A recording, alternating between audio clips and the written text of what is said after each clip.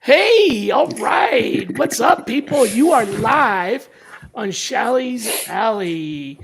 It is Friday, June 20th in the year 2025. One full decade into the century. No, wait, one full quarter century into the century. Yeah. 2.5 decades. Wow. It's been a while. And I think like it's been that long since I saw you last. What the hell, man? You abandoned us? You moved to Denver and you just forget about us little people here in Atlanta? Moved to Colorado. I do miss the Atlanta recruiting mafia for sure, and how we all used to get together and shoot the shit. But we still do. You're just not here. Yeah, I know. And it's interesting because I do need to plan a trip to Atlanta sometime soon for sure. But I do miss everybody there and really kind of miss those times where we would all get together and basically tell each other what was working, what wasn't, and all that. That's kind of what we do on the show now. Ever since you left, I got lonely, and so. But so you're not in Denver? I thought you were in Denver. So I work in Denver. The office for Ibotta is in Denver. I live out in Boulder County in a little town called Erie. So it's Denver City, whatever proper. Yeah. Cool, man. Like us living in Atlanta. Yeah, in Atlanta, you live in Atlanta, but really it's Alpharetta or whatever. Cool, man. Well, it's for those that don't know, Rob, I call him Bob. I don't know why I've always called you Bob, and I know you go by Rob. It's like I always called you Bob. I think something about Bob Beck. It just sounds better than Rob Beck. In my own I used mind, to put Robert on my business cards. Cards. Remember those? And a lot of people they when they see Robert, they just say Bob. And right, and it's not your favorite. Robert. Yeah, I know you hate me for it, but that's all right. That's right. So for those of you who don't know Robert Beck, he's a repeat offender. This is his second time on the show, actually, and he has some interesting stories to tell. A little bit of a quick history. We worked together at my firm that I had, and he's one of the partners for many years there. And he also has his own, or I don't know, had or still has his own company called Grep Staff. Is that still around, or did you? No, we dissolved it in the move. Okay. We looked at different, we looked at ways of maybe doing it in both cities, both states. Mm-hmm. But it looked like it was going to be a nightmare. So we shuttered the business and rolled it out, and then got a job at Ibotta. Yeah. So basically, he had a business, I had a business. We met for wings, and we're like, hey, we both have businesses. We both have the same kind of back office needs. Let's join forces, and so we worked together for a while, and then he decided to abandon us and move to Colorado. But long story short, a lot of experience in technical recruiting, definitely in e-commerce. He used to actually work at a company called BigCommerce, right? You were at BigCommerce for a while? No. Or what was that BigCommerce? Was it? I was doing some contract recruiting at Ideology. Right. Okay. One Trust was in there, Nielsen. Yeah, so a lot of like digital commerce and stuff like that. Yeah. And so, and also, interesting background. He has a background in geography and planning from way back, which means that he was in big data before big data was even cool, because geography is basically it's always been big data. Giant databases of vectors and all kinds of stuff. So. Yeah, interesting background. But I want to talk about the data side of things a little bit, and especially something that you and I talked about briefly last time we saw each other, which is that you feel like data-driven hiring is broken, and you have some ideas on how we can fix it. You you wore both the data scientist and the sourcer hat. You're definitely in sourcing now in a pretty competitive field. E-commerce still very competitive. What is the biggest, in your perspective, the biggest threat to hiring? It's an A/B choice. Is it bad data or good data in the wrong hands? What's worse? Yeah, good question. Bad data, I guess, if you could elaborate, where you want to go with that. Well, bad data is, like there's incomplete data. You've got your ATS and your CRM. There's like a lot of incomplete fields. There's a lot of missing pieces. There's incorrect information. So, bad data can take the form of, several forms, that at least in my mind, I'm thinking three things. I'm thinking incorrect. So like data that is wrong. Then there's missing. So data that is, you have a gap and you're trying to make a decision, but you're making a decision based on what you think is 80% of data and you really only have 60%. And then the third one is dated or obsolete, like it was correct, but it's just no longer, and you have no idea because whatever it was correct then, but now it isn't anymore, and you didn't know that it changed. So that's kind of what I think about bad data. Yeah, I think it's a mixture of both, not to, straddle the fence here, but we're kind of going through that exercise right now where we're starting to identify who silver medalists are, who got we have two strong candidates. We only can make one offer.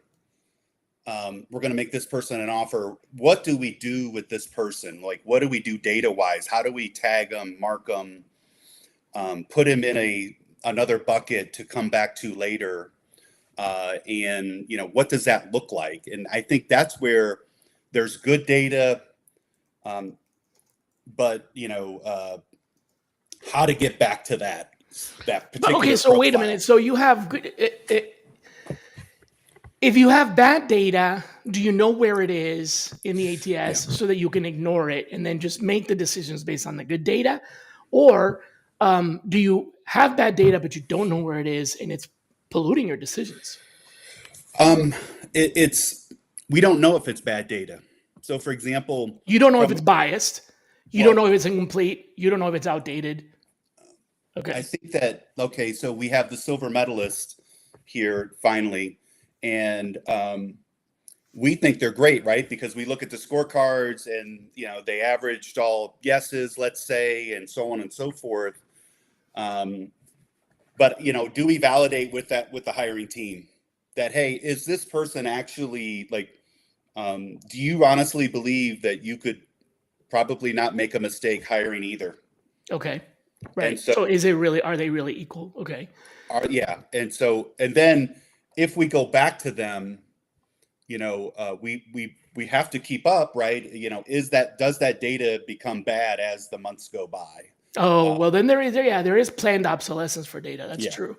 Okay, but I don't want to get into that because that was good data, and you just what you have to set the threshold on what that play. So let's just consider that was still good data, not bad data. But I want to. I tricked you. This is a trapdoor question.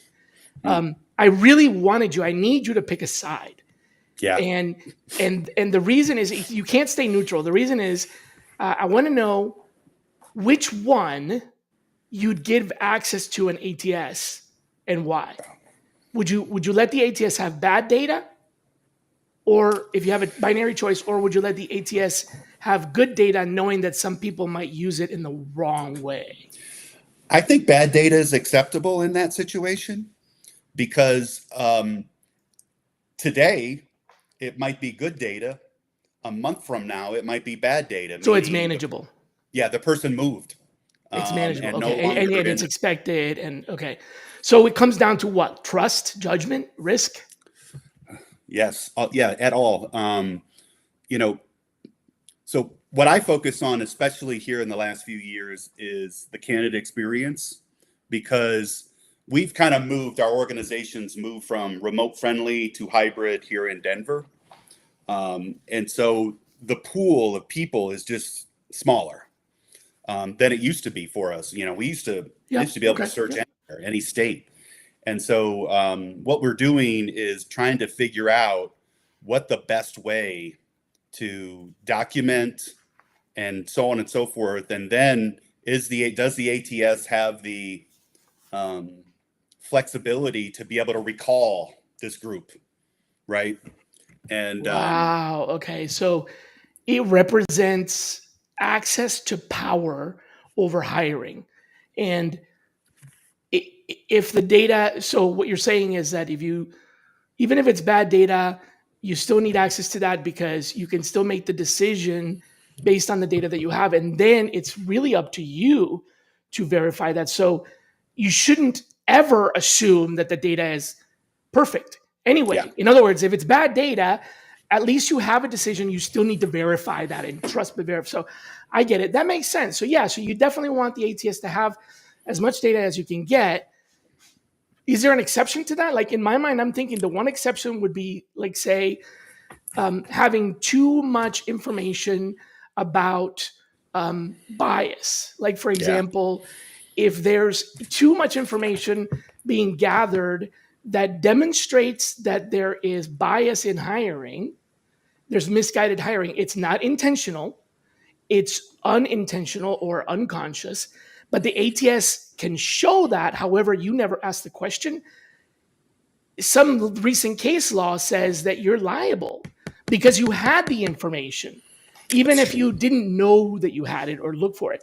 So I can imagine that in that case, having bad data, and I'm just thinking of worst case scenario, your data shows that you have biased hiring. In reality, you don't have biased hiring, but the data shows that you do because a disproportionate amount of applicants that get rejected are rejected for some reason that is not a qualification reason. And they're also rejected for a qualification reason. So, for example, geography, right? Yes. You need to be able to be local to do this job. People are getting rejected that aren't local. It looks like you're rejecting people of an ethnic minority, but because they're not local. Yeah. Now Oh, you're yeah. liable, even though you didn't, so you still have to use judgment. Okay, I get it. Absolutely. Yeah. So you trust people more than you trust the tool. You can only yeah, when you're following up in this example with Yeah. the silver medalist, you can only go by what that person tells you. And that's the other challenge, right? Do they so back to the silver medalist, we chose Mhm.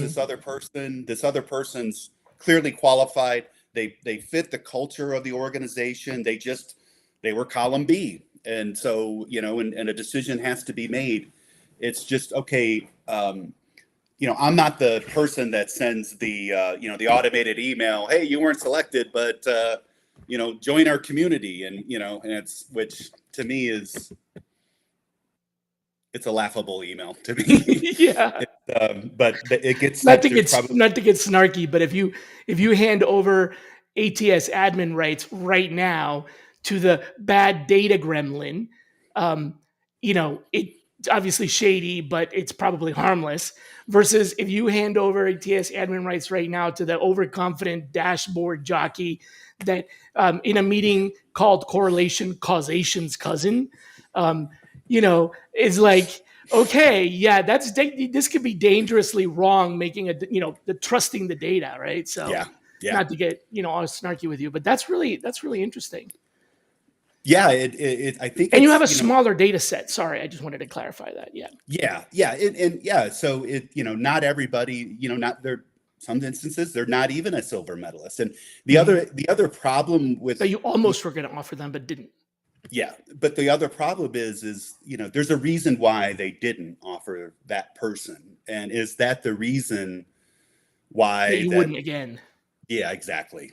So And it would then have been comp, and next time around you have more budget. So maybe this time you yeah, would, right? exactly, because you didn't take that person through the cycle, right? You didn't. Oh, they countered. We offered them X, they countered with Y, and then they countered with maybe a higher variable or more RSU. You know what I mean? So and Yeah. became a high maintenance hire Oh versus yeah. Yeah. hey, yeah, oh yeah, I've been waiting to to work here all my life, Yeah. and yes, send me the document, I'll sign it. I like to call those regrettable hires. They happen, and it doesn't matter who's got the data. They happen. Yeah. Yes, yeah. I've made that decision myself. Which gets in, because this is where I thought you were going to go with this, is quality of hire, and what does that mean? Well, quality of, yes, it's a good way to go. I'll let you jump in on that because you brought it up. But it's a good way to go. The thing with quality of hire is that it's not something that, generally speaking, in most scenarios, TA has a direct correlation to affecting or improving. TA can definitely support quality. And I will say sourcing is actually one of the best ways that TA can support quality of hire by providing a more varied, deeper slate through sourcing than you could through just accepting inbound applicants, because you're limited to, in the inbound applicants, you're limited to what's available versus right? So sourcing can improve that, but ultimately, the hiring manager is the one that makes the decision, even if sourcing is or isn't involved. Ultimately, the candidate may be misinterpreting, misleading, lying. So there's a lot of things that affect quality of hire that are not even process related, and there's also some that are not even talent related. Like, for example, you might have a culture that externally looks like it would be a good fit for this candidate. The candidate wants to work there. The hiring manager likes the candidate's cultural fit, and the skills are all there. But then when the candidate gets there, they realize that the culture is different in the rest of the organization than in the small portion of the organization that they had access to. And that's not a fit. And they decide that it's better for them to move on. And so they leave after 90 days because it's great team, but bad fit. And that's something that you want that to happen, because you want someone to be successful, and they're going to be successful elsewhere. It just wasn't a good fit, and you missed it. It's a little bit outside of our control, but I'll let you answer that though. What were you going to say about that? Well, there's so many variables that, okay, what, was it the manager? I don't know how many, I wasn't trolling or scrolling on LinkedIn today, but I'm sure there's a post of people leave bad managers, and you know what I mean? And so on and so forth. And then also though, was that candidate or was the candidate that you hired, was in this example, was Ibotta column B for that candidate? And they really wanted the job over here from, XYZ Incorporated. Okay. And well, we are the ones that came with it. 6 months later, XYZ calls back. Yeah. And so there's so many different that can happen. Humans are human. And, I do love the fact that hiring still is very a human thing. And I don't believe that AI is back, on our doorstep yet, but it's there. It's certainly, there's tools out there now making our lives a lot easier. From the likes of, well, what I would call Grammarly, right? It kind of finishing your sentences. Now you can even cut and paste it into something and make the sentence better or more concise, or et cetera, et cetera. And so, it really is. There's so many variables to it, and I know that there's a lot of leadership in talent acquisition that feel quality of hire is a valid or a valuable marker. And I find that any marker can be a good marker if you always apply it, right? Yes. And so whatever the errors are, they're always going to be. So if the errors in quality are related to the candidate, they're always going to be there. So yeah, you can apply that. It's just not something. So using it as a measurement is fine, but trying to improve that measurement through strictly a TA process is a little bit trickier. That's really where I contend. It's we have other things we can spend our energy on where we have much bigger impact than that. Because like you said, it could be the company, could be the candidate, could be the manager, could be the environment. It could be circumstantial, so many different things.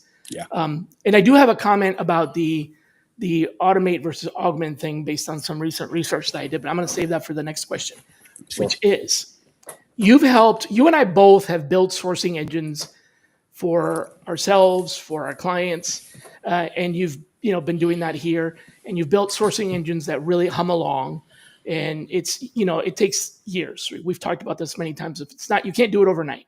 No. But let's be honest: is burnout a bug in the system or a feature we've just accepted as part of the job?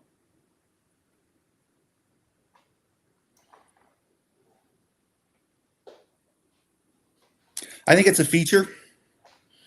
Okay. We've been doing what we do a long time, and the value that we've gotten out of staying in the business is it's not for everybody, and people will be in it 5 years and be like, that's crazy, that job of recruiter or sourcer or whatever. I'm going to become a real estate agent, or you know what I mean, or something else, right? Because there is no college degree for recruiter talent. There is HR, but burnout is certainly something that's real for sure. If you're working 15 jobs, it's coming for you. If you're able to, so I run my desk, even at Ibotta, like it's an internal staffing agency. I do my own intakes. I make the phone call to the hiring manager, get the job. I learn more about the job, and during that call, what are the nice to haves, and so on and so forth. And then I run off into LinkedIn, Slack public channels, custom search engines, and look for people, right? And kind of sell them on a job at Ibotta, first selling them on the company, then selling them on the job, and so on and so forth. And that is really kind of, for me, because I have the agency background, has kind of, I know how to run that desk without the burnout, right? Versus that person who might not necessarily know how to juggle so many balls at once, might get frustrated and might get, challenged that, man, this, it's like drinking from a fire hose. Yeah. So you're saying that essentially kind of us, I'm just going to, rephrase, us becoming fireproof, essentially, or, very highly fire resistant, is actually, so it helps us prove our value, and the tenure in the space is one of those things that, if you've been in it long enough, you've survived multiple fires, if you will. And you're not burnt out from the fires, just kind of taking that burnout analogy a little bit further, then that's actually a benefit vis-a-vis a feature as opposed to a detriment. Okay, so I don't know if you probably haven't seen this or read about this recently, but I did a bit of a study on career tenure and things like that when I was working on we had that nonprofit foundation and helping people get into the industry. So I did some research, and recently I updated it. It didn't take a whole lot to update it, but the breakdown kind of turns out to be about tenure at a single company. So recruiters in general, TA people in general at one company, the average tenure is 1.5 to 3 years due to burnout. In-house corporate recruiters 3 to 5, agency 1.5 to 3, and senior TA leaders 5 to 7, especially in higher impact roles. So that's at a single company. Career-wise, generally speaking, overall, recruiters are, if they're going to bail out, they bail out before the 5th year. So 5 years is like the crossing. If you get to 5 years and you haven't bailed out, you're more than likely going to stick to it. Yeah. Otherwise, you bailed out before your 5th year anniversary from the field. So recruiters who stay in past 5 years, average tenure 8 to 12. Yeah. And they evolve into TA leadership, HRBP, consulting, agency, branding, tech, stuff like that. So, and this is from LinkedIn Talent Insights, BLS, SHRM, and ERE reports that I got this from. And there's a difference between sourcers and recruiters. Sourcers tend to average about 2 to 4 years at one company. Recruiters a little bit longer, so they'll last a year longer-ish. Technical recruiters a year shorter-ish. Executive recruiters a year longer-ish. And program managers and leaders usually 2 more years. So kind of give you an idea. It is a very highly politicized role and is a very high burnout field. Yeah. So I'm glad that you explained that way because you're saying stick-to-itiveness, grit, perseverance, whatever is kind of required for the job, basically. Well, a very thick skin, Yeah. realizing that, hiring managers lie, candidates lie, everybody lies. And if you don't have that thick skin, you can still do the job, but it's not. But you just got to maneuver through that. Document what you hear, and then sell. Right, sell to the hiring manager why you think that person is a good fit.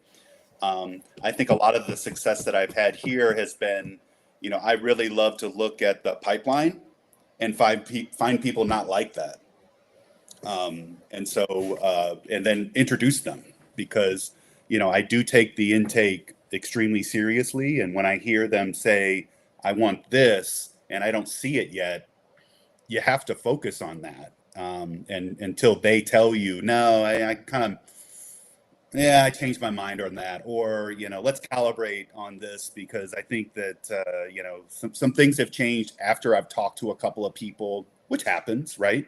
And so you really are, and, maybe business, the business has changed, right? And maybe the role is a little bit different than what that happens a lot. Yeah. Yeah. That happens a lot. It's shifting in the business priorities that kind of really affects your role. So you have to have that flexibility, which is where, when I was at Fiserv, going from, leading sourcing and top of the funnel and candidate generation. And I went into, workforce analytics and recruitment analytics. And it was good because it expanded my field, my repertoire significantly. Mm-hmm. And now I have both, but it definitely required a shift because it was the middle of the pandemic and sourcing was just not, it was not as important as it was when they hired me. So yeah. Let's turn to my third topic that we wanted to talk about, which is the topic of blending relationship recruiting and automation. And this is where I was going to share that new research that I thought. In a world, I wish I had that theater. In a world where outreach can be automated, in a world where outreach can be automated and sequenced, and A/B tested, to death. Although I don't know how many people really do that, but you can automate outreach, you can sequence outreach, you can A/B test outreach now so much more easily than when we were growing up. Yeah. It's almost like table stakes in any CRM.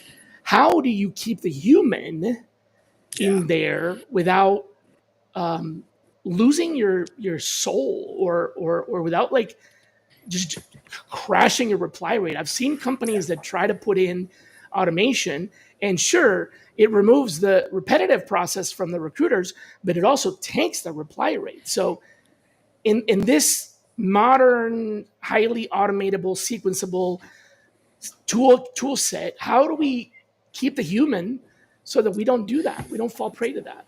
It's interesting, Shally, because I just had my mid-year review, and we're measuring that. We're measuring our outreach. Who's responding? What are they responding to? And I've had a couple of colleagues here who have had really good success using what LinkedIn gives them in their like auto-generated type outreach. And then when I read it, I'm just like, who would respond to this? You know what I mean? And because it's long, it's verbose. Interesting. So you're saying they're trusting it and it works, even though you wouldn't expect it to. Yeah, and the subject line is not catchy. There is a call to action. That's probably all you could really say, but it just goes on in multiple paragraphs, and it's like, wow, chop that in half. That worked. Yeah, well, seriously, and chop it in half, and then bedazzle it with their like background, and press send. But you're right. You can't automate that. You can't send that same message to 50 product managers, No, because the it moment burns. that you fine tune it to the message to one person, the next person's not like that. The next person's not like that. So I really truly believe that while the numbers don't lie, right? The response rate for the LinkedIn messaging AI thing is this, and Rob's, yours is that. Why don't you use LinkedIn AI? And I'm just like, I will. And what I do typically when I use that is use it, like get in there, but then kind of edit it up to my need. Something I learned from Sandler training. Um, hey Rob, dash, and start your message, because they're probably going to be looking at it on the phone, and start the Oh, right. message. Don't do it. Yep. Yeah. Don't do the comma, enter goes down a space, and so on and so forth. Mm-hmm. And that's been very valuable for me. And but again, you have maybe maybe the internal recruiter that's just has just is looking for that speed. We'll just go ahead and use the LinkedIn message that's been auto generated. But Mm-hmm. I think that leaving it as short and concise, with a call to action, with some data peppered in about their background that you've noticed. Either it could be on their LinkedIn profile, or you even went into their GitHub or something like that. I definitely like to add a GitHub blurb into a LinkedIn message that's in mail, because that actually Shows does that, show yeah, that. you went a little deeper than just right. Yeah. Yeah. And so it's just a this is a human business. It still is. Eventually, there is going to be a tool that you can automate the front, top end of the funnel to get to a point, and then you have people kind of cycling them through. I Well, really those think tools exist already, they do. and I am using some of them, and that's why I wanted to kind of bring your attention to this new research. We're 100% in agreement that it doesn't, the tools exist, but they don't work. Yeah. They don't work the way that you think they do, and they 100% most definitely do not work the way the vendors are saying that they work. Mm-hmm. There's mass hypnosis about automation, that vendors are telling people that the automation is here to, like, agentic AI do your job for you. Yeah. Here's what I found. So you know who Anthropic is, right? Yep. They make Claude and Sonnet. They're Chat GPTs. The flip side. I don't know what the market distribution is, but they're the two. They're Microsoft and Google of generative AI. So Yeah. Claude is the Microsoft or the Google, whatever. And they have used their big data analytics engine on themselves to analyze and get economic index insights from the usage of Sonnet. So how people are actually using. And I'm a very big data person. I'd rather dive into the data than read a report about the data written by someone else. And so here's what I did. I went and I dove into the data, and what the actual data shows, the truth of the data of people using Anthropic, not vendors selling you something, but you and I and 1 million or however many of our peers in there every day using these Mm-hmm. tools. AI is not being used to replace TA or any other knowledge worker. In fact, what is on the rise is the share of usage for coding, educational, science, and healthcare. Those four areas, not TA, coding, educational, science, and healthcare. And again, it is not replacing, it's usage. So Yeah. the usage numbers are high in those four fields, but they're being leveraged by technical people for technical tasks in conjunction with their job. Yeah. More importantly, and this is what I've been preaching now for 2 years, it's not about replacing us or our job or even replacing the task. It's about augmentation. It's human AI collaboration. Just like we don't talk about this enough, but we used to use Google as an augmentation tool to do our job. Google was revolutionary when it came in. It made a lot of information on the internet accessible to us, so we could ask smarter questions. We could speak more intelligently to candidates because we could Google the technology. Well, essentially, Google is really what's being replaced. Is being replaced by these tools where augmentation is the improvement or the increase in usage. Automation has remained constant for 2 years. In other words, the automation side hasn't really improved much. It's not taking over. People are just using it to deep think or minimize or shrink or repurpose or repackage and HR and TA doesn't even register in the top 30 fields in their chart of fields. So with proportion to usage, healthcare and technical, number one, community, social services, sales, physical science, social sciences, all of that. It doesn't come into like basically management and our kind of field. It doesn't come into that until way down the list. Computer, mathematical, arts, entertainment, social media, education, all that is like 80% of it. Impactful, right? And this is from actual usage. Well, yeah, and you know, they use it every day. You know what I mean? I use it every day, but I'm using it to do my job. Right. It's not replacing me, and it's not doing my job. I'm not letting it do my job or telling it to do my. I wish I could. I would if I could, but every time I've tried, I had a funny conversation with my son last week. ChatGPT, I have the pro version of ChatGPT and Claude. I have pro on both. I had a 3-day, not the entire day, but 3-day long, essentially argument with ChatGPT. And for the sake of my own sanity, I asked my son, who's very analytical and very logical, to come in and be like, am I high here? What's going on? Like, what is up with this? Like, I'm literally fighting with ChatGPT. What is going on? Because he uses it a lot too. And the conversation goes something like this. Please do this task.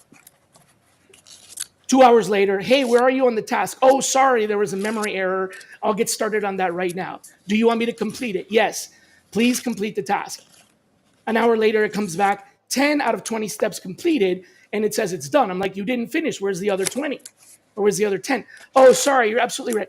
Now, this goes on for several days in different ways where I'm actually asking for it to go back and finish what it said it was going to do. So it said, I'm going to do this. And it would even say, I'm going to do this, this, this, and this. And then it wouldn't do it. And at least 8 different times, I replied back with, why didn't you do that last time like you said you would?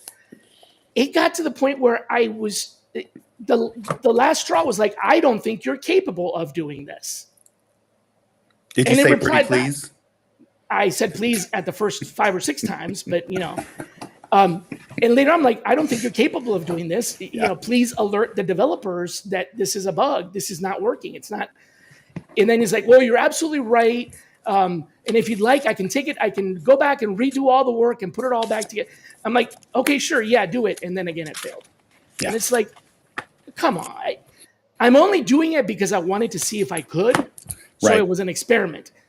I was already doing my job anyway, and I had to finish my job. This was days later after my job was finished that I continued the project because I wanted to see if it could do it right? So basically, it failed at me outsourcing my job to it completely. Yeah. Completely failed. Yeah, well, that's the thing. You do have to go back and validate. So, like, a great example is one of the things that we use Gemini here. Yeah. I pay for that too. I pay for Copilot, Gemini, Claude, and ChatGPT. And so a lot of, like, we're doing a lot of data science jobs now, and you know, SQL is reborn actually as a skill set. And I used to be able to wrap. Wait, did it ever go away as a skill set? It didn't. But okay. But I used to rattle off these inner outer join questions, and I knew, I knew the answer. I knew, Right. like, if I the gotcha.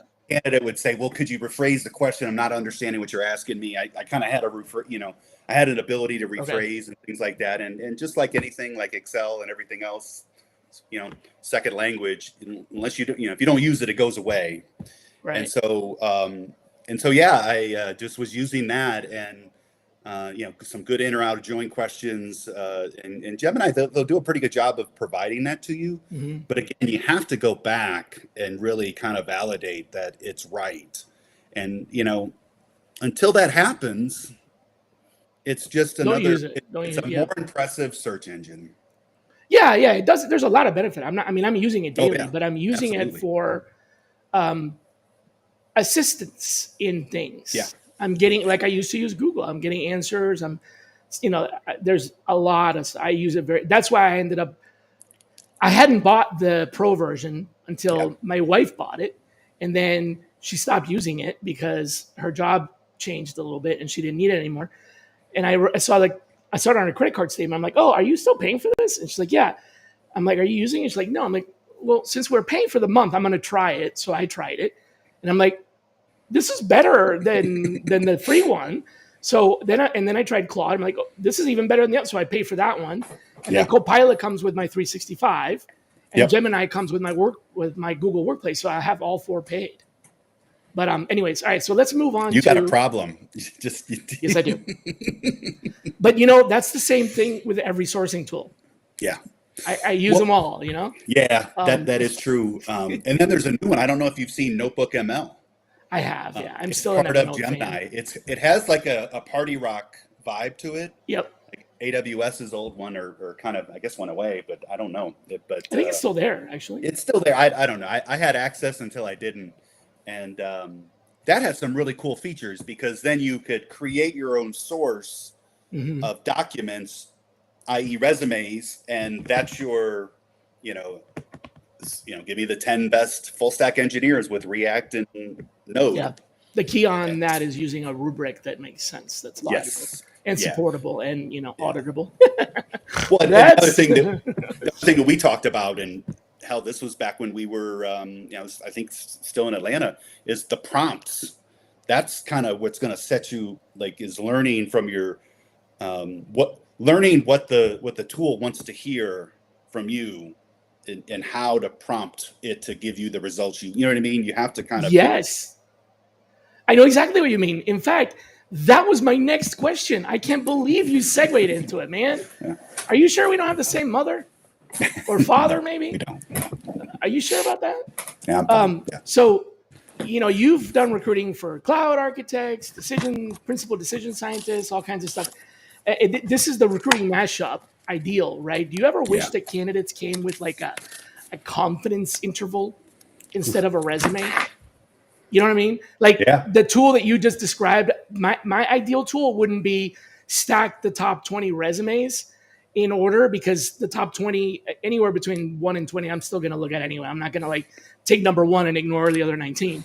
But what I would rather do is have some sort of like a grading confidence based on a rubric where I provide the weighing of the rubric, where I say, okay, if they have one of these, then 1 point. If they have two of these, 2 points. If they have three of these, 3 points.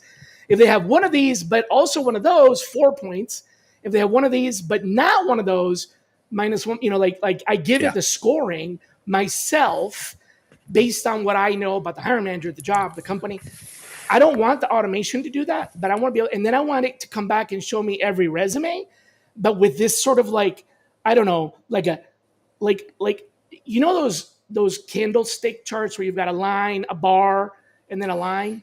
Yeah. That's what I want. I want candlesticks on the 10 rubrics with the length of the bar representing the range or the variability of error, right? Yeah. And the thickness of the bar representing, you know what I'm saying? I want that. Yeah. Can you do that? Well, yeah, it's a rules engine, basically. Yeah. It's just a matter with AI, exactly. Just set up the rules engine. Here's what we like in our product managers at XYZ company. maybe even, kind of do a interview or survey of your existing team of product managers to determine, maybe there's some data in there that you can kind of, okay, this seems like everybody on this team has this type of interest, or, you know what I mean? And then create that rubric, and you could do that for each group. And it would, that would be sweet. So I'm actually, I'd love that. And I'm actually playing with a tool that is on the way to doing that. There, I think they're still in like alpha or beta. I get involved in all these. I just can't help myself. But when somebody tells me something that's fresh, new, cool, new idea, like, do you want to see it? I'm like, yeah, I want to see it for sure. And it's a tool called Blue Jean. I'll have to dig into it a little bit more before I actually kind of go live with it and share it. But basically, it does a what are those called? Like a spider chart. Yeah. So instead of the candlesticks, it's so the distance from the center of the spider shows the strength and the broadness, and then it's got the categories inside, and it does that with resumes in your ATS. Okay. So it doesn't rank per se. It's like a confidence rating, and then it gives you the output is the screening criteria. So in other words, what you're going to do with it is you're going to use it to, you've got, let's say, 20 resumes. You run this on those 20 resumes, and then it'll tell you what to ask those candidates to dig into the gaps. So when it can show you confidently, this person has A, B, and C, it shows you on the resume, here's evidence of A, here's evidence of B. But if it's like, I don't know if they have A, then it tells you what to ask. So when you talk to them, so you're not sorting them to eliminate people, you're analyzing them to figure out how to dive deeper intelligently using, and then it uses all of your success hires and everything like that. I should introduce you to them. That's a pretty cool tool. Yeah, that's kind of cool because it reminds me of, so let's say you're just looking at average engineering resume, heavy JavaScript in the resume. Yep. Doesn't mention any libraries, doesn't mention anything like that. What do you ask? What's missing? What's not missing? Are you front end, back end? You know what I mean? That would be, because you can use them both for. It doesn't guess. Yeah. It's not going to guess for you. It's just going to ask the question.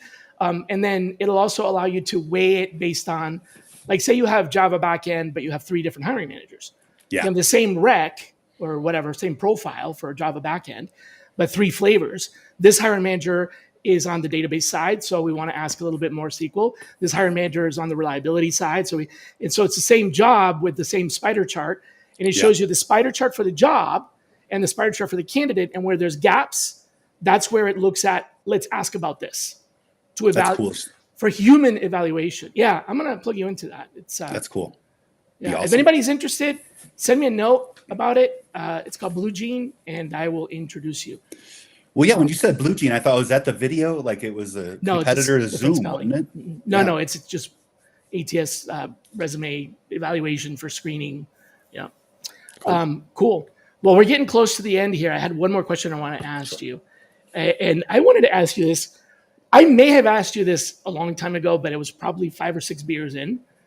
And I may have forgotten the answer. You named your firm when you were back here after a Unix command. Yeah. Grep, for those of the out there that don't know, Grep is a old school admin, sysadmin Unix command. Tell me the truth, have you ever grepped a Boolean string mid conversation just to prove a point? No, I haven't. Are you thinking about it now? Yeah, I kind of am actually. It was funny because we got the name, my wife, she's a technical person, and she was using the tool. And, she's like, have you ever heard of grep? And I'm like, no, I have no idea what you're talking about. She's like, well, that's an operator, I guess, tool, to find stuff within, a system or whatever, or a file or something. And I was like, oh, that's global cool. Search or something. Yeah, exactly. It's regular expressions. Yeah. And so that's kind of where we got that. And it was so weird at first because when I would people, they don't read typically. But and this is back in the business card days, right? You give them the business Oh card. no, did they think it said grope? Greg, who's Oh, Greg? Greg. Who's Greg? And it's Greg like, Staff. no, it's Grep. Oh my God, yeah, okay, I get it now. And they still don't get it, probably. Yeah, and so, but Yeah. I never really kind of dug in as much as I probably should have. Because it's funny because once COVID hit and we were, relegated to our homes, I took up some Python and everything. Oh yeah, yeah. Was goofing around with that and, made a few little tools, but it kind of gave me new respect for what engineers really do. Yeah. Because they just kind of have to sit there and do this before they can even before they start. Yep. How am I exactly? Got to think like, yeah, that's a good point. Back in so when I started, there was a database that was a green screen database. So basically it's Unix. I mean, it was the screen was brown and the text was green and there's no windows or anything. And so command line is the only interface that you had. And grep is a command line utility for searching. Yep. And I had to search our database. And our database, again, because this was very analog, was 99% scanned in resumes from faxes or scanned in at the scanning station. And so it was all OCR. And OCR back in the day was really damaging to files. Java would sometimes be IAVA. Oracle would be Aura and Lee, and things got jumbled up and everything. So I used a lot of grep because basically it's like a dash command, right? So dash W matches the word, dash V doesn't match the word, stuff like that. And so that's how I got into this business, doing that in a Unix database. And when Google came out, and I realized that you could use grep on Google back then, not anymore. It wasn't the same thing, but it was a different syntax. It was URL injection. And I wrote the cheat sheet. That's propelled me into sourcing. Was basically the fact that I was grepping sort of Google because they were using syntax that was regular expressions, basically. It's just regular expressions. Yeah. And then, of course, it got easier, better commands, and then they got rid of all of that. Now they don't have that basic cheat sheet, remember, that I used to have? The one-page one that had I want to say 14 commands, 12 of them don't work anymore. They don't exist. They've been scrubbed from the architecture. You couldn't execute them if you tried. It's sad. Kidding. They went backwards. Yeah, they removed it. They realized it was using a lot of resources and nobody was really doing that. So, man, it's been fun to catch up. Absolutely. I got to always ask two questions. Sure. The first one is, who should be our next guest? I'm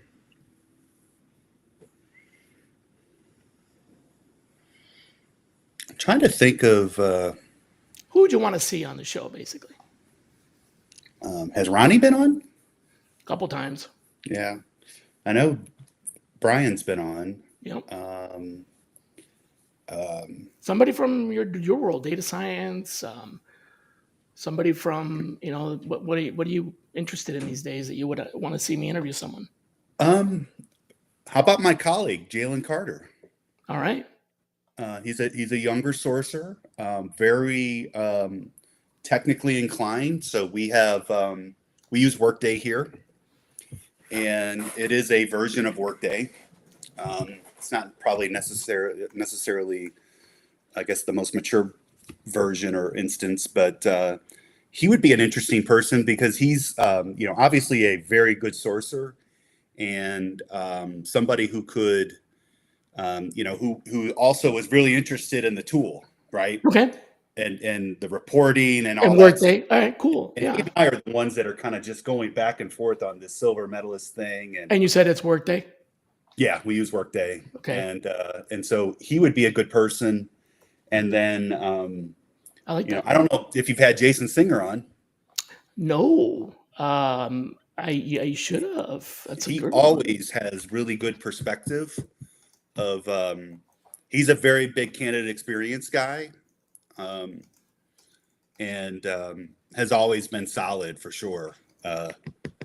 either in sourcing or recruiting. I mean, yeah, no, it doesn't have to be sourcing. It's all TA. no, yeah, Man, you always over deliver, man. Is it? Yeah, I asked you for one, you give me two, so that's great.